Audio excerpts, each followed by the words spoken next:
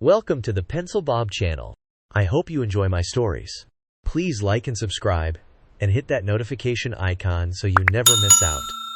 Now on with the stories.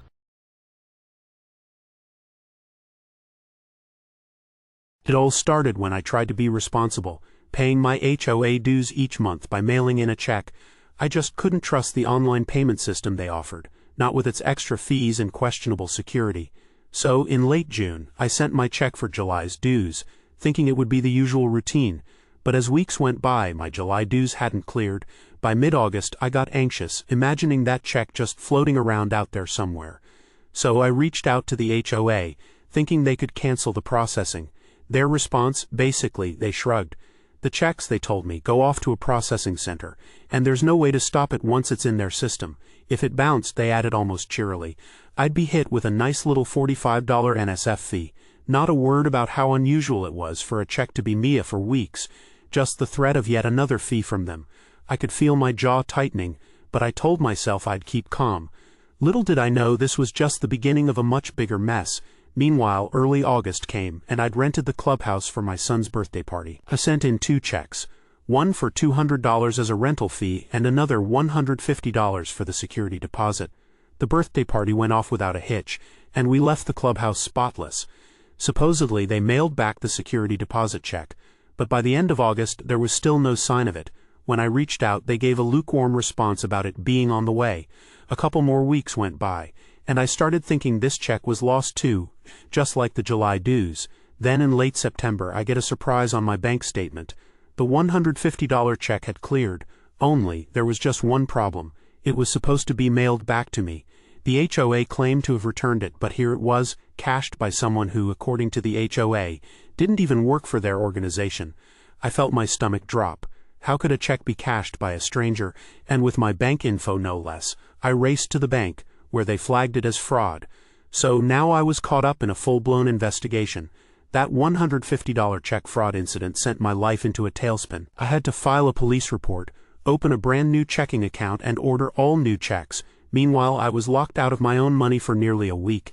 My bills didn't care about my HOA's incompetence. They kept coming in and I was left juggling them. Then, finally, 2 agonizing weeks later, the bank refunded my $150, but not without putting me through the ringer first. By the end of November, I figured the worst was over. But of course, the HOA had other plans. In my mailbox, I found a statement saying they had attempted to cash the July dues check. Just last week. A check they'd held onto for almost 5 months before even trying to cash it, and they still went ahead and slapped me with a $45 NSF fee because, thanks to the check fraud nightmare, the bank had closed that old account. There it was, clear as day, the NSF fee, boldly highlighted on my statement as if mocking me. By now, my patience with the HOA was wearing thinner than a thread. I immediately fired off an email, explaining the whole absurd chain of events, step by step, hoping they'd realize just how completely out of my control this was. But no, they were as immovable as stone. They were holding firm to that fee, their only defense being some bland statement about policy. I sat there reading their response, each word making me angrier. How could they not understand that I had been forced to close my account due to fraud? I went back and forth with them over email, each response getting colder and more automated, like I was talking to a robot. They didn't care about the hoops I'd jumped through just to protect my own money. They didn't care that I had followed up every step of the way, trying to keep things smooth. All they cared about was that $45 fee they believed they were owed. Days turned into weeks, and every time I checked my inbox, there was another email from them. Same indifferent tone, same refusal to take responsibility. They treated my situation like I was just some nuisance, someone trying to wiggle out of paying a fee. It didn't matter that the whole mess was caused by their ridiculously slow processing. It didn't matter that I'd had to open a whole new account just to secure my money from the check fraud nightmare they'd essentially triggered. At one point, I even got desperate enough to call them. I sat through endless hold music, my fingers drumming on the desk as I waited, picturing the person on the other end who'd inevitably give me the same canned response. When someone finally picked up, I explained the situation all over again, hoping they'd hear the frustration in my voice, maybe even feel a shred of sympathy. But they just gave the same spiel about policy and late fees. They even had the nerve to say that because I didn't make the payment on time, even though it was their ridiculous delay that led to all of this, the NSF fee had to stick, At that point, I didn't know whether to laugh or scream. Here I was, having been put through the ringer by fraud, locked out of my funds for a week, forced to change accounts, and yet they still had the nerve to insist that I owed them for an NSF fee that was only there because of their endless delays. It was as if they were determined to squeeze every last dime they could, no matter the cost or hassle on my end. The final email I got from them was particularly grating. They suggested that going forward, I should just consider using their online payment system. The very same system that I didn't trust from the start, the one with convenience fees which only served to line their pockets, and the fact that they even suggested it, knowing full well the hoops I'd been through trying to fix their mistake, just made my blood boil.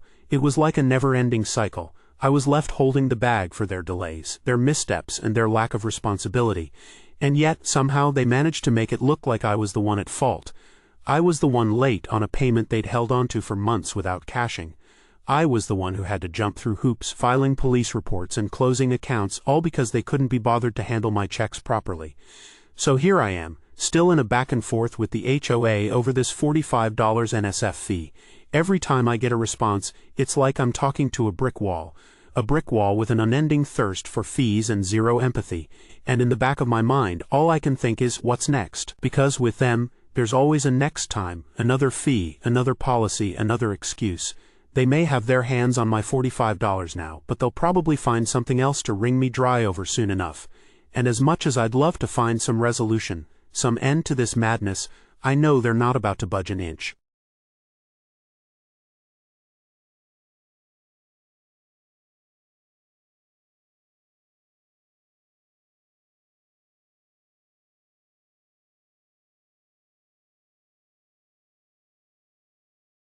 The NSF is on you. You can't write someone a check and decide to stop payment because you feel uncomfortable about it not being cashed fast enough. The stop payment caused the problem, not the HOA. The check fraud is not an HOA issue. You were the victim of a thief. I would make sure they are taking precautions to make sure it doesn't happen again, but there are no guarantees. The way the HOA handled your situation is absolutely unacceptable. It's infuriating to see how they can charge you an NSF fee after all the chaos they put you through. They should have been more proactive in resolving the issues with your checks, instead of waiting until it was convenient for them to cash it. It feels like they're just trying to squeeze money out of residents without any accountability. It's time for the community to stand up against these practices and demand transparency. No one should have to go through such a frustrating ordeal just to pay their dues on time. What an ordeal! The way the HOA has treated you throughout this whole process is just wrong on so many levels. First, they let your July dues check linger without any updates.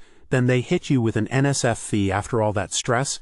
That's beyond frustrating. It seems like they're operating under a we don't care mentality when it comes to resident concerns, which is unacceptable for any organization meant to serve its community. You shouldn't have had to fight so hard just to get clarity on something as fundamental as paying your dues. Residents need to hold them accountable. If you like our stories, then please like and subscribe and comment, and remember to hit that bell icon so you never miss out. We have new stories almost every day. It was just another typical day when I noticed that someone had decided my mom's house needed to be the neighborhood's newest battleground. It was all triggered by a series of surprise visits and random notes. To give you an idea, my mom bought our house way back in '97, right after my parents had split up. It was a home that carried the weight of memories and time, a place she'd been rooted to for nearly 27 years. My mom poured herself into keeping us going after the divorce, and I was just a kid, so when the house fell behind on maintenance, it wasn't a shock to anyone but the local nosy crowd. Fast forward to now, and we're finally in a position to start fixing things up. You'd think that would be a good thing, but apparently, it was like waving a red flag at the city and the HOA from the neighborhood behind us. The first time we got a city notice, I was surprised. It felt strange to receive an official warning like that, especially about something as minor as some loose siding on the back of the house. Now, this wasn't the kind of siding that you'd see driving by. It was hidden, mostly covered by this massive rose bush that my mom was particularly proud of. One day, right as I was about to call my mom, who was out of town on a rare vacation, I spotted some woman lurking around our backyard. Now, maybe you can understand my irritation.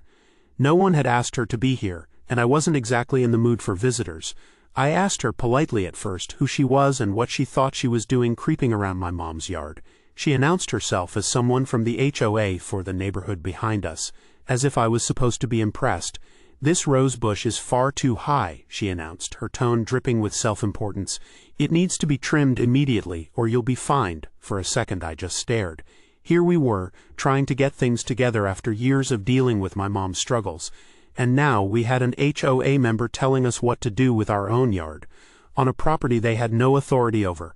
My response was anything but polite, telling her exactly where she could go, which didn't involve sticking around our yard or threatening us. She finally got the hint and left, but I had a sinking feeling that this wasn't over. About 2 weeks later, that feeling was confirmed when I got another notice from the city. This time it wasn't just about siding. Now apparently our entire yard needed to be cleaned up, or we'd face fines. Clean it up, I was dumbfounded. It's not as if we had piles of junk lying around or anything truly offensive. It was just our yard with the same rose bush and a few overgrown patches here and there. But here we were facing official warnings over calls made by the neighborhood HOA. The next day I decided to head down to the town center. I wanted answers, maybe even a bit of sympathy. As soon as I mentioned the letters we'd been getting, the person behind the desk let out an exasperated sigh. They were practically rolling their eyes before I even finished explaining. "Oh, you live near that HOA, don't you?" they said, not even trying to hide the frustration in their voice. "We've been getting complaints from them nonstop. Normally we wouldn't even bother with stuff like this, but they're relentless. It's turning into a complete waste of our time and resources," the city official went on, explaining that the HOA was notorious for overstepping their boundaries, harassing people who lived nowhere near their managed properties, and pushing their weight around where it wasn't wanted. Apparently, they had been campaigning to expand their influence into our neighborhood, hoping to bring everyone under the umbrella of their association. You'd think our neighborhood was a fortress they were trying to conquer. Over the following weeks, every little thing we did felt like we were being watched. We couldn't mow the lawn without getting a complaint. If we trimmed a tree, we'd get an annoyed glare from someone in the background. One time, I was out repainting our front porch, and I swear I caught one of the HOA members watching from the street, not even pretending to look elsewhere. It was as if they'd taken it upon themselves to ensure that our house met their standards, even though we weren't part of their precious association. The worst part, every time they couldn't enforce their rules directly, they'd call the city to do their bidding. It was a game to them. With our home at the center of their petty turf war, our neighborhood was constantly hearing from them. Whether it was over hedge heights, sidewalk edges, or the arrangement of someone's garden gnomes, they seemed to thrive on causing as much disruption as possible, probably hoping we'd eventually cave in and join their ranks just to get some peace. But we had no intention of letting them win. One day I met with one of our neighbors who was going through the same nightmare. He was a retired veteran who'd moved here for some well-earned peace and quiet. Yet there he was, practically barricading his property from the HOA's endless demands. "They sent me a letter," he told me with a dry laugh, "saying that my fence was a couple of inches too tall. They're not even my HOA, can you believe this nonsense?" It was then that I learned just how extensive their harassment tactics were. Our neighbor told me about another resident who'd received constant warnings about their driveway, which was allegedly deteriorating the visual harmony of the community. Visual harmony? It was like they had a script for these things. That resident had ended up spending thousands just to avoid further hassle. But for what? A driveway that no one in their right mind would find offensive. It didn't stop there. Every so often, I'd see another strange car parked across the street or someone standing too close to our property line with a clipboard in hand. They'd snap photos of our yard, walk around, inspecting things, and it became a regular sight to see one of them lurking nearby, as if they had any right to play enforcer here. I lost count of the number of times I had to stop myself from confronting them. As much as I wanted to march over and tell them where they could put their community standards, I knew that would only fuel their obsession with trying to make an example out of us. So instead, I kept my cool, even though the mounting frustration was getting to me. Then my mom got home from her vacation. I filled her in, and she was livid, understandably so. She had worked hard to get to a place where she could finally start fixing up her home, and now she was facing a barrage of ridiculous complaints from a group that had no actual jurisdiction over us. She made a few calls, consulted with a lawyer, and quickly learned that this HOA had tried similar tactics in the past with others in the area. They had a reputation for bullying homeowners and pressuring the city to enforce their demands, even when they didn't have the authority to do so themselves. For a brief moment, we thought about sending them a notice of our own. Something to make it clear that we wouldn't be intimidated. But as satisfying as that would have been, we didn't want to sink to their level. Instead, we decided to focus on what we could control, working on our own timeline to restore the house and ignoring their noise as best as we could. But every time we made progress, another notice would come, another concern from the city based on more complaints from the same HOA. At this point, it was almost laughable. You had to wonder, didn't they have their own properties to manage, their own issues to deal with? Yet here they were, obsessing over a single rose bush and some peeling paint as if it were the crisis of the century. Months passed, and their antics didn't stop. The city was as tired of it as we were, yet they seemed just as trapped. Our little area had turned into their pet project, their mission to improve whether we wanted it or not. I'd hear stories from other neighbors who had received similar visits, similar friendly suggestions that carried thinly veiled threats. One elderly couple down the street had been told to remove their bird feeders because supposedly they attracted undesirable wildlife. Really, they just wanted to watch the birds in peace. For now, all we can do is hold our ground and keep living our lives on our own terms. It may be the long route, but I'd rather be in for the fight than give them the satisfaction of backing down. And if the rose bush keeps growing, well, that's just a bonus. Also post no trespassing signs ASAP. Put up cameras and call the cops the second they enter the yard. And motion-activated sprinklers. And call and report it every time and have them trespassed and send a cease and desist letter. And if you want to be petty, get a copy of the CCRs and start doing everything they have rules against. Can't have a blue house? Paint the back wall blue. Can't have a fence taller than 42 inches? Put in an 8-foot gate with decorative paneling so they're forced to stare at your blue wall all day. Can't have chickens? City ordinance says you can. Get chickens. City ordinance says you can't have a rooster. Put a large Bluetooth speaker being in a window behind a curtain, and blast a rooster crowing non-stop for 10 minutes at 5 a.m. Can't have political flags or pride flags? Buy the biggest damn one you can find. Reminder to let the rest of the neighborhood know to definitely join this HOA, and tell the whole story of this harassment of you and the city. Wasting taxpayers' money responding to these phone calls over every little thing. Right now, the HOA is unable to enforce anything and can only harassment you via the city. But if the neighborhood were to join, they would and will escalate these issues. And then they can fine and put liens on houses. I mean, if this is them playing nice, trying to show all the pluses of joining an HOA, imagine how bad it'll be if you'd actually join them. A lawyer moved into our uncle's neighborhood in a Chicago suburb. He sued to disband the HOA on some technicality, and was successful. He then formed a new HOA and appointed himself president. It took them a while to unwind it, but it was very impressive.